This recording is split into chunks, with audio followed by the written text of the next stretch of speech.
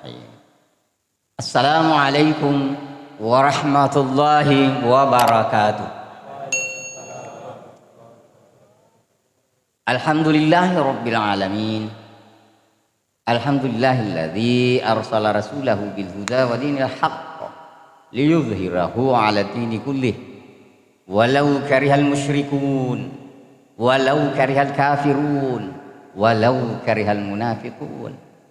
Asyhadu an la ilaha illallah wahdahu la syarikalah wa asyhadu anna Muhammadan abduhu wa rasuluh. Allahumma salli wa sallim wa barik ala rasulillah habibina wa syafi'ina Muhammad wa ala alihi wa ashabihi wa man tabi'ahum bi ihsanin ila yaumiddin, amma ba'd. Ibadallah, usikum wa nafsi bi taqwallah faqad fazal muttaqun. Jamaah salat tarawih yang selalu Allah curahkan atasnya bahagia, tentram dan damai dalam kehidupan ini, bahkan sampai akhirat kelak, di mana kita adalah orang-orang yang beriman, kita adalah orang-orang yang bertakwa, kita adalah orang-orang yang senantiasa beramal soleh dan senantiasa menjauhi amal salah. Maka pantas Allah mencurahkan bahagia atas kita. Apapun kondisi kita, kita selalu bahagia. Lalu ini kita harus syukuri. Posisi ini kita harus syukuri. Salah satu bukti kesyukuran kita adalah istiqamah di jalan Allah Subhanahu wa taala sampai akhir hayat kita. Lalu kemudian kepada Rasulullah Muhammad sallallahu alaihi wasallam, nabi rasul yang kita tidak pernah meragukan akan kenabian dan kerasulannya. Bahkan kita yakin, saya yakin-yakinnya bahwa beliau benar-benar nabi dan rasul yang terakhir, yang tidak akan pernah ada lagi nabi dan rasul setelahnya. Kepadanya diwahyukan, diturunkan wahyu kitab suci yang terakhir, yakni Al-Quran. Al-Quran benar-benar firman-firmannya Allah. Sungguh pun berbahasa Arab, tapi jelas bukan karangannya orang-orang Arab. Dibawa dan dijelaskan oleh Rasulullah Muhammad SAW, tapi bukan karangannya Rasulullah Muhammad SAW. Benar-benar firman-firmannya Allah, sehingga segala larangan-larangan yang ada di dalamnya, segala perintah-perintah yang ada di dalamnya adalah benar-benar perintah dan larangannya Allah Subhanahu wa taala. Sehingga bagaimanapun beratnya perintah itu, bagaimanapun beratnya larangan-larangan itu, dan betapa besar pun pengorbanan yang dimintanya untuk kita tunaikan perintah itu, untuk kita tinggalkan larangan itu, maka kita bersungguh-sungguh sekuat tenaga melaksanakan perintah itu, menjauhi larangan-larangan itu sampai akhir hayat kita. Maka berbahagialah kita bahwa benar kita adalah pengikut Rasulullah Muhammad SAW yang setia hingga akhir. Jamaah yang berbahagia, yang tentram dan damai kehidupannya. Sungguh kita semuanya ini adalah orang-orang yang senantiasa merindukan hadirnya Ramadan. Lalu kita senantiasa berdoa. Di antara kita mungkin ada yang berdoa, Allahumma barik lana fi Rajab, Allahumma barik lana fi Sya'ban wa ballighna Ramadan. Ya Allah, berkahi hidup kami di bulan Rajab ataupun di bulan-bulan lainnya. Pak barakah, istilahnya barakah atau berkah itu adalah ziyadatul khair. Selalu saja kebaikan dan kebaikan yang selalu muncul, yang selalu kita rasakan. Ada kebaikan yang satu mengundang kebaikan yang lain. Inilah yang namanya barakah, berkah, ziyadatul khair. Dan kita telah rasakan itu di bulan-bulan sebelum Ramadan.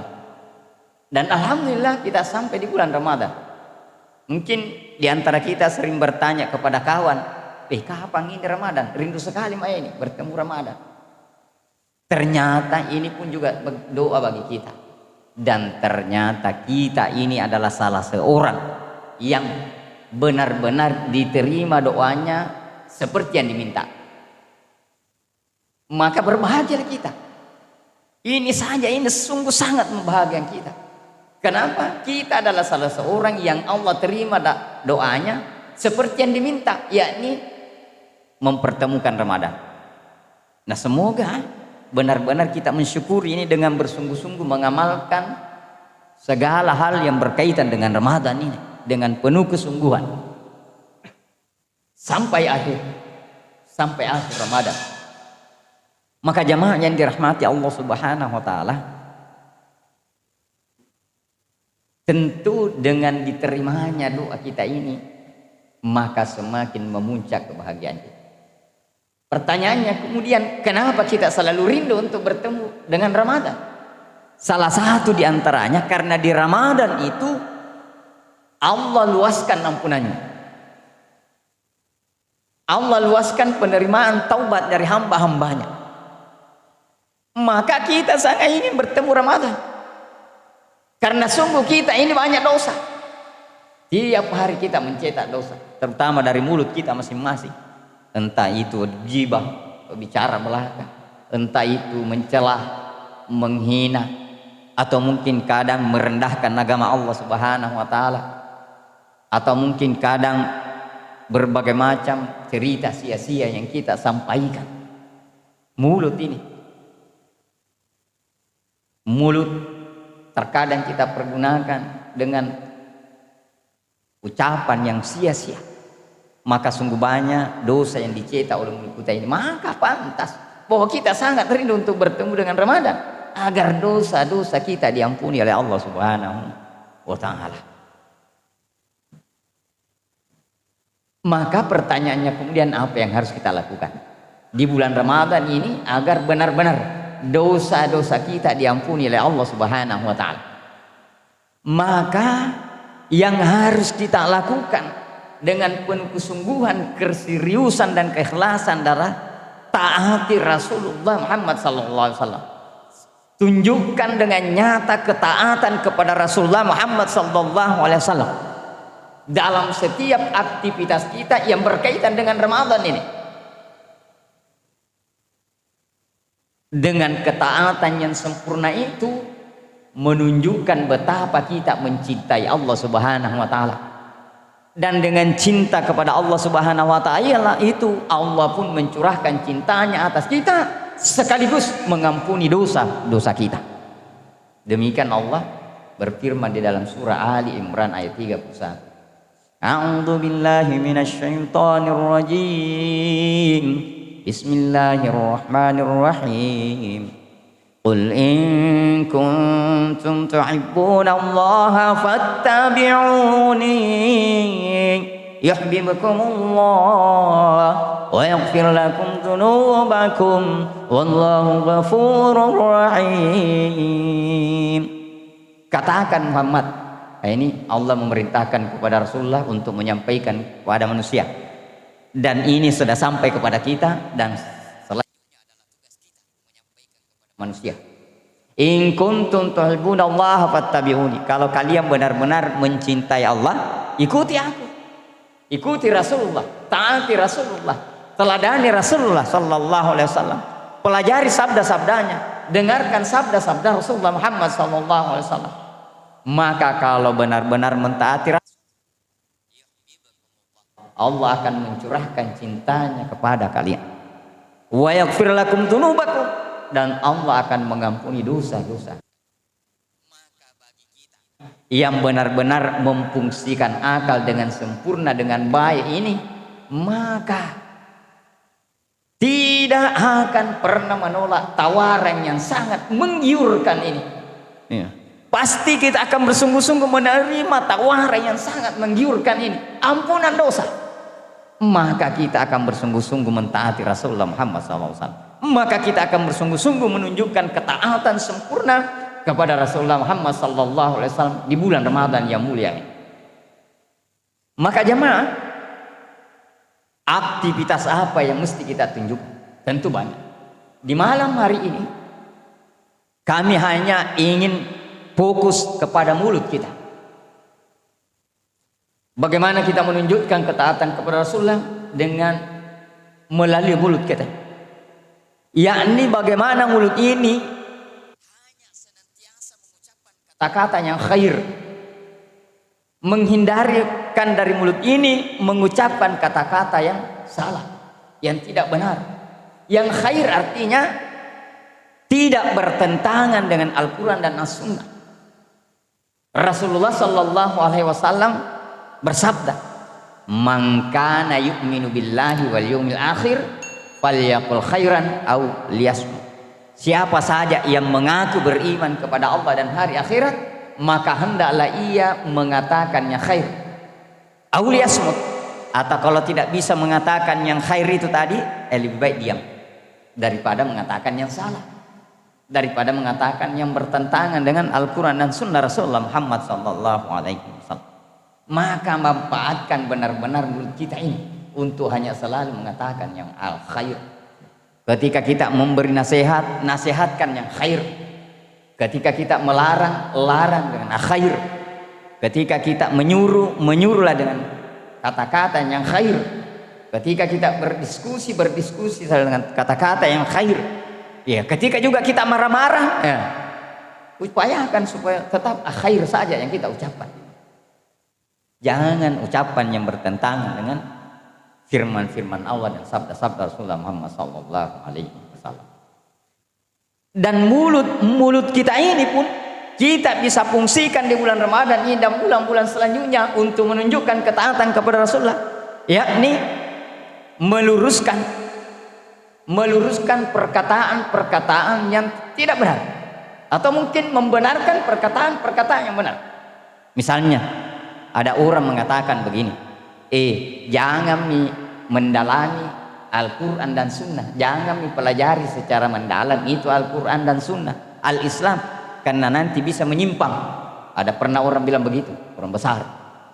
Maka kita harus katakan, mulut kita ini harus katakan kepada mereka, justru dengan mendalami Al-Quran, mendalami Sunnah Rasulullah, maka orang itu akan menjadi orang yang lurus, orang yang tidak akan merusak, karena dia menjadi orang yang saleh. Pasti dia tidak akan melakukan yang salah. Ada lagi orang yang mengatakan baru-baru ini, jangan ikuti tata cara Rasulullah dalam memimpin, cara-cara Rasulullah dalam memimpin negara Madinah, cara-cara Rasulullah dalam memimpin umatnya, memimpin warga negaranya di Madinah. Karena katanya Nabi sudah wafat, maka sudah haram hukumnya mengikuti cara-cara Nabi. Maka katakan kepadanya dengan mulut kita ini bahwa Rasul bersabda, "Alaikum bisunnati wa sunnatil khulafair rasyidin al-mahdiyyin." Ambil sunnahku, terapkan sunnahku, jalankan sunnahku, amalkan sunnahku, dan demikian pula sunnah para khulafaur rasyidin, khalifahku yang lurus. Tentu kita kenal khalifah-khalifah Rasulullah Muhammad sallallahu alaihi wasallam yang dikenal sebagai khulafaur rasyidin. Abu Bakar As-Siddiq radhiyallahu anhu, Umar ibn Khattab radhiyallahu anhu, Utsman bin Affan radhiyallahu anhu, dan Ali bin Abi Thalib radhiyallahu anhu. Rasul bersabda seperti itu, ambil sunnah. Dan sunnah Rasulullah, sunnah khulafaur rasyidin bukan hanya salat, tetapi dari setiap contoh dalam kehidupannya, termasuk dalam kepemimpinannya, termasuk dalam menata negaranya, termasuk dalam mengurusi umatnya, masyarakatnya. Selalu hanya Al-Quran dan As-Sunnah yang diterapkan oleh para khulafaur rasyidin, dan itulah yang harus kita lakukan pula. Bukan karena Rasul sudah wafat lalu kita berhenti. Jangan-jangan nanti juga berhenti salat karena Rasul juga sudah wafat. Ini omongan yang salah, maka kita harus luruskan. Lalu demikian juga Allah Subhanahu wa taala dalam surah Fussilat mengingatkan kita, "Wa man ahsanu qaulan mimman da'a ila Allahi wa 'amila salihan wa qala innani minal muslimin." Dan perkataan siapakah sebenarnya lebih baik daripada menyeru kepada Allah, menyeru agar manusia menyembah Allah, menyeru agar manusia tidak menyembah selain Allah, menyeru manusia agar menerapkan hukum-hukum Allah untuk dirinya, untuk keluarganya, untuk bangsa dan negaranya. Dan selalu mengatakan, "Innani minal muslimin." Saya ini seorang muslim. Mulut ini senantiasa harus katakan itu. Apalagi ketika ada ajakan-ajakan yang bertentangan dengan ajaran Allah Subhanahu wa taala. Ada barangkali yang mengajak kita, ayo kita berpesta pura di malam tahun baru ini. Katakan saja, innani minal muslimin. Saya ini muslim. Tidak usah banyak bicara ya, nanti bertengkar jika kalau banyak bicara. Katakan saja, innani minal muslimin. Kenapa tidak ikut tongkuan? Natalang bersama. Katakan saja, innani minal muslimin. Saya ini muslim. Ayo kita minum-minum sedikit satu gelas. Satu tegukmu. Demi solidaritas teman. Katakan, innani minal muslimin. Ada juga, kenapa kamu begitu ceramah? Kau katakan tidak, agama semua tidak sama. Iya benar, semua tidak sama, agama tidak sama. Karena ada yang menyembah Allah, ada yang menyembah Allah dan selain Allah, ada yang menyembah banyak Tuhan, ada yang menyembah pohon, ada yang menyembah patung. Sementara Muslim menyembah Allah, menyembah Allah Subhanahu wa taala. Maka katakan, innani minal muslimin. Saya ini muslim. Maka demikianlah mulut kita fungsikan dengan sebaik-baiknya menunjukkan ketaatan kepada Rasulullah Muhammad SAW dengan selalu hanya berkata-kata yang khair semata. Lalu dengan seperti itu menunjukkan ketaatan, lalu ampunan Allah Subhanahu wa taala semakin mendekat untuk kita. Lalu yang terakhir, kita juga memanfaatkan mulut ini dengan secara langsung meminta ampun kepada Allah, meminta tobat kepada Allah Subhanahu wa taala. Rasul mencontohkan seperti itu. Bahkan Rasul yang tidak punya dosa, Rasul yang tidak punya dosa, dalam salah satu sabdanya menyatakan bahwa beliau itu istighfar, minta tobat kepada Allah lebih dari 70 kali dalam sehari. Bahkan di hadis lainnya dikatakan sampai 100 kali Rasulullah minta tobat. Nah kita banyak dosa, Rasul tidak ada dosanya. Kita banyak dosa, maka semestinya harus lebih banyak ini. Dan kita hitung astagfirullah wa atubu ilaih, astagfirullah wa atubu ilaih, wa astagfirullah Allah, atau Allahumma gfir dunubi wa atubu alayya, Allahumma gfir dunubi wa atubu alayya. Kita hitung mungkin dari perjalanan ke rumah ke sini sudah mungkin sampai 20 hitungannya. Dalam menunggu ikamat mungkin sudah sampai 50. Pula lagi ke rumah nanti di perjalanan sampai 100. Bisa sampai 100 dalam setiap waktu saat perjamuan memang. Hitung supaya kita puas. Wah, alhamdulillah sudah 100. Alhamdulillah sudah 100. Nah, Rasulullah SAW menyampaikan sabdanya seperti ini. Wa an Abi Hurairah radhiyallahu anhu qala sami'tu Rasulullah sallallahu alaihi wasallam yaqul wallahi demi Allah inni la astaghfirullah wa atubu ilaihi fil yaumi aktsara min 70 marrah rawahu Bukhari. Bahwa sesungguhnya saya, kata Rasul, istighfar dan minta taubat kepada Allah lebih dari 70 kali dalam sehari. Rawahu Bukhari. Di hadis yang satu dikatakan, ya, dalam riwayat dari